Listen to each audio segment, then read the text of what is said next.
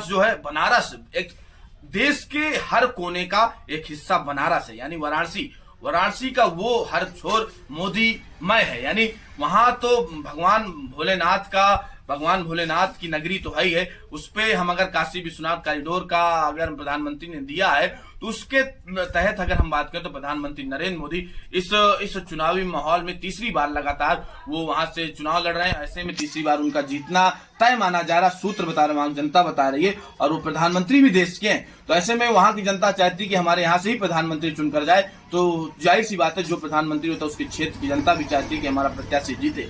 ऐसे में ये माहौल ये हो रहा कि चुनावी माहौल में प्रधानमंत्री मोदी अपने क्षेत्र से चुनाव, यानी उनका गृह क्षेत्र तो गुजरात है, लेकिन वो उत्तर प्रदेश के ही बनारस को क्यों चुना। और उन्होंने शुरू में ही कहा था कि मैं माँ गंगा का बेटा हूँ, आया हूँ। तो ऐसे में इस बार भी माहौल है मोदी मैं लग रहा है। उन्होंने ये नारा दिया 400 पार का, तो क्या इस बार पूरी टीमें तैयार हैं मोदी जी की 400 पार करने के लिए? ऐसे में प्रधानमंत्री की जीत तो तय मानी जा रही है सूत्रों के द्वारा, और वहां की जनता बता रही है, ये हम नहीं कह रहे हैं। तो ऐसे में ये देखना होगा क्या जो 4 जून की तारीख है वोटों की गिनती का, उस दिन किसका भाग ईवीएम में बंद होगा, कैद होगा, ये तो उसी दिन पता चलेगा। और कौन प्रत्याशी इस बार सांसद बनेगा और किसकी केंद्र में सत्ता में वापसी होगी। क्या भाजपा ही इस बार चुनावी माहौल में अपनी फिर से तीसरी बार सरकार बनाएगी या फिर बदलाव होगा, ऐसा ये तो 4 जून ही बताएगा। लेकिन उसके पहले आपको हम जानकारी जो दे रहे थे, 7 चरण में चुनाव होने हैं और 7 चरण की हमने डेट बता दी, उत्तर प्रदेश में किस किस चरणों में और किस किस जिलों में चुनाव होने।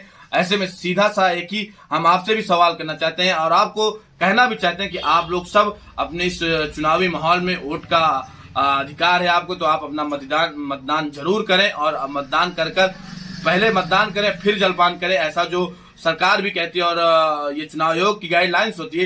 ये एक पर्व है, चुनाव एक पर्व होता है, त्योहार, एक चुनावी त्योहार होता है। तो ऐसे में अपने वोट और मताधिकार का प्रयोग जरूर करें और अपने वोट का अधिकार जो है वो किसी ऐसे प्रत्याशी को जिताएं जो आपके हितों में काम करे और आपके रोजगार, शिक्षा जैसी बात करे। तो ऐसे में आप जो आपकी जिस डेट पे आपके यहाँ चुनाव हो, जिस चरण में, उस चरण में जरूर वोट डालने जाएं। और यही है कि अब आगे जो 4 तारीखों का गिनती का ऐलान होना है, तब लोकसभा का जो चुनाव है ऐलान तारीखों का हो ही गया, बिगुल फूक चुका है चुनावी माहौल का। तो ऐसे में अब जो होना है वो यही है कि अब आप अपने पूरे पार्टी जो जितने भी सभी पार्टियां हैं वो अपनी चुनावी तैयारियों में जुट चुके हैं। ऐसे में हम भी अपनी टीम के साथ अब जनता के पास पहुंचेंगे और जनता से सवाल करेंगे और उनसे सवाल करके उनके मुद्दे जानने की कोशिश करेंगे। आखिरकार अभी वर्तमान में जो सिटिंग सांसद हैं उनके हितों में क्या काम किया और क्या उनके साथ यानी उस क्षेत्र में काम किया है, ये सब आप तक पहुंचाएंगे। ऐसे में